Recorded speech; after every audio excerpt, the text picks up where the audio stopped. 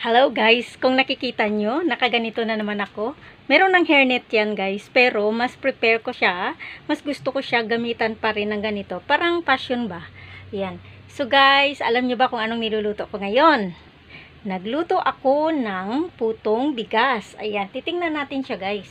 Charan! Kasi ano na siya tapos na yung kanyang minutes. Yan, tingnan natin. Wow! Look at that guys!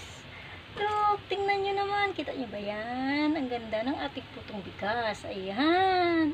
So, yan. Excited na ako. Tapos, dito naman sa isa, naglagay ako ng may color. Ayan. So, yung una kong sinalang is puro puti lang siya na may dahon. Tapos, may color naman yung last. Ayan. Ayan. Excited na ako. So, ayan na ang ating puto. Putong bigas yan guys ha, putong bigas. Ayan.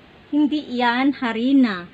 Ang ginamit ko dyan ay rice flour. Ayan. Hello guys. So ngayon, titingnan natin ang ating colored puto. Ayan. Charan! Tingnan natin. Dandadan! Ayan na siya guys. Ayan na siya oh. Ayan. So, yan. Another 5 minutes, pwede na siya. Yan. Hi guys!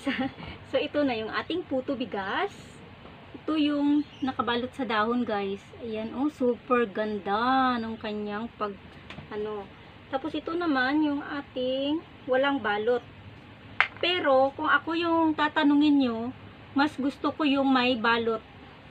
Gusto ko yung may balot ng dahon ng saging. The best yung